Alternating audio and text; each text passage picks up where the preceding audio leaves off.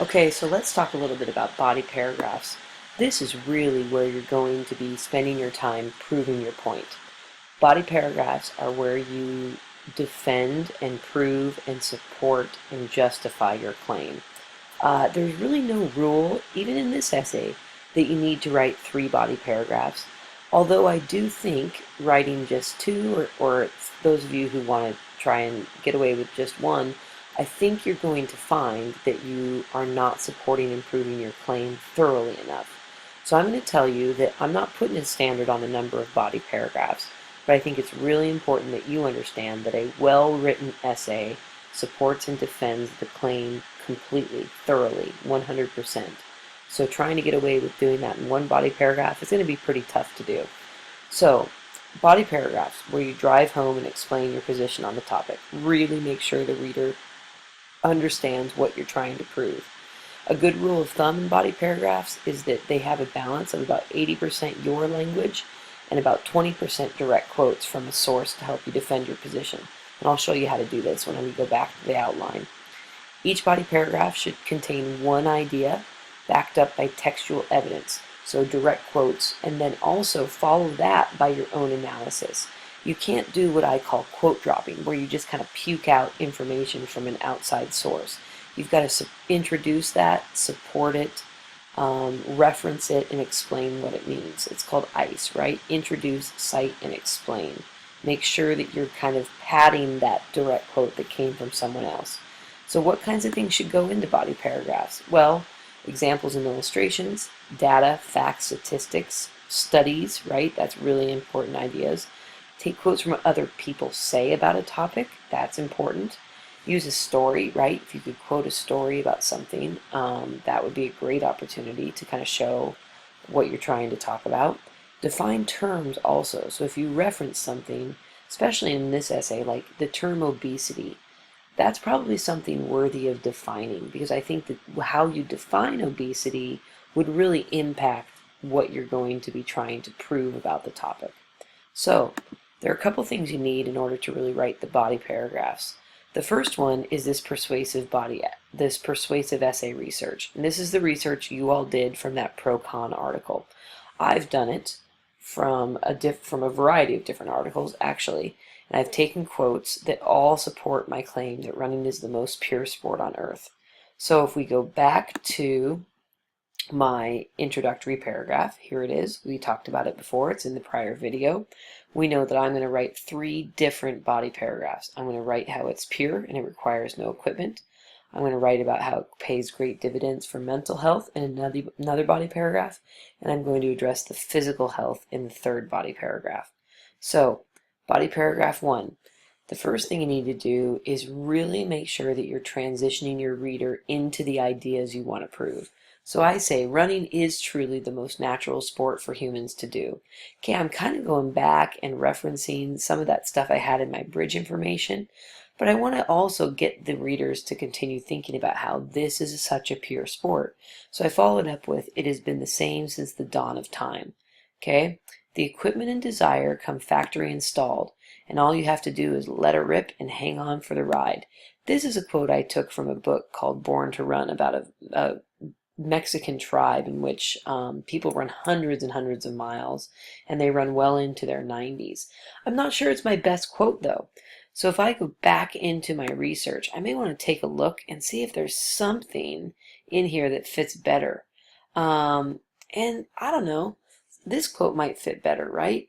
There's something so universal about that sensation, the way running unites our 2 most primal impulses. I think this quote's actually better. So you don't want to just fall in love with a quote and insist on using it. If you go and look in your research and you decide this research doesn't fit, then you've got to go back a step and go back into the pro-con article and find research that's going to help you defend your claim. Some of you guys, when you were pulling information out of those articles, you were just like cutting and pasting whatever you came across, and it wasn't the most quality information you can find. So I'm going to take this piece of information. I know it's a direct quote because I can see my quotation marks around it. I'm going to go back to my essay outline here. I'm going to get rid of the old quote, and I'm going to put this one in. Okay, I can tinker with the fonts and make it all look fancy and line up with the other components of this essay, and that's probably worth my time just because I want to get rid of the italics and stuff. Okay, so now I'm transitioning from my concrete evidence or my quote into additional information. Okay, additional information to support that quote. So I'm taking that idea that running is primal, right? That it's one of our original impulses, and I'm talking about how running has been happening since the days of our hunter-gatherer relatives. Think about a child. As soon as walking is mastered, they challenge their little legs to try running. Kids run innately, race to the swing set, play tag on the playground, chasing after an animal that has come onto their radar. Okay, so I'm trying to kind of tap into that idea that everybody has been a runner at some point in their life. And I may want to add that. Everybody has been a runner at some point in their life. Okay? So I'm just kind of talking about how it's such a basic, simple sport. Now, if I scroll out and make this a little bit smaller just because of my formatting, if you want to come up and take a look, you can see that here's my body paragraph 1. This is all my own language. I wrote it. This chunk here is a direct quote, and I know that again because I have the quotation marks at the beginning and the end of it. And then the last few sentences are my own information. I don't think that this is the perfect 80-20 blend between my own thoughts and direct quotes, but you can see that I clearly have done more of the heavy lifting, and I haven't just relied on direct quotes. You can also see that I'm taking one single direct quote, one chunk. Yeah, it's a couple, well, it's actually one just kind of complicated sentence in length, but I'm not making these direct quotes. I'm not stringing multiple quotes together. I'm not packing the whole paragraph out with direct quotes. Something important that I'm not doing is I don't start the paragraph or end the paragraph with a direct quote. I need to make sure that the reader knows that this is my thinking and these are my words. I'm not just depending on the words of somebody else. Okay, so I'm not going to go over the whole second body paragraph, but obviously in my essay, this body paragraph is going to be about the mental benefits of running. Make this a little bit bigger. So I start by saying, despite the basic innate ability to run, innate meaning we're born with it, right? It has far-reaching benefits as well. The mental health benefits are significant and can prove to be transformative. So I'm going to go on and talk about how running gives tons of mental health benefits.